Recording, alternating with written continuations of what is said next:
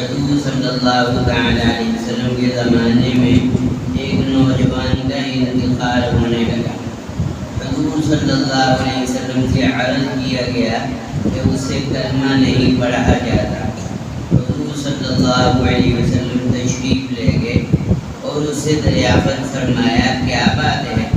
عرض کیا یا رسول اللہ صلی اللہ علیہ وسلم ایک قفل سا دل پر لگا ہوا ہے، دل پر ایک تالا لگا ہوا ہے۔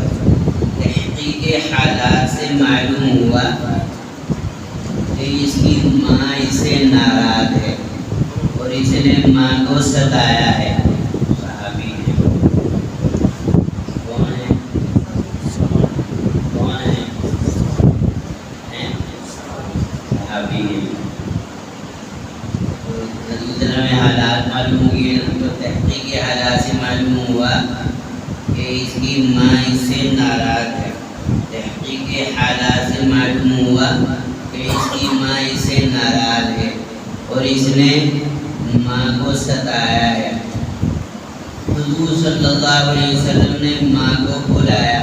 ماں کیا چیز ہوتی ہے؟ اب میں جو بتانا چاہتا تھا نا تو اس میں ذرا اور وضاحت ہو جائے گی۔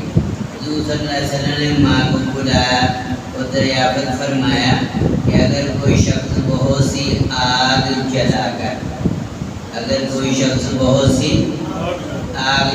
کر اس تمہارے لڑکے کو اس میں ڈالنے لگے تو تم سفارش کرو گی؟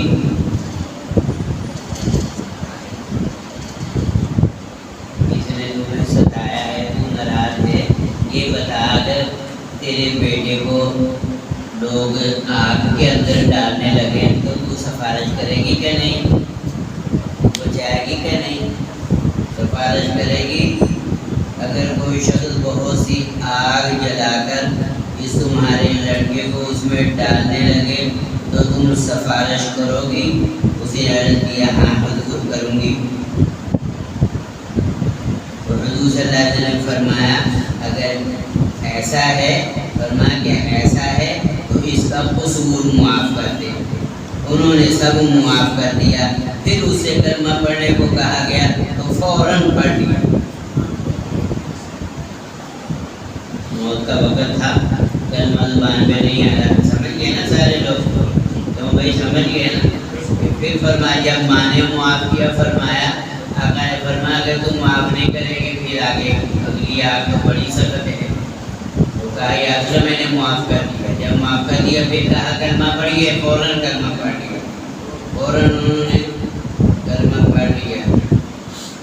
حضور صلی اللہ علیہ وسلم نے اللہ تعالیٰ کا شکر ادا کیا کہ حضور صلی اللہ علیہ وسلم کی وجہ سے انہوں نے آگ سے نجات پائی۔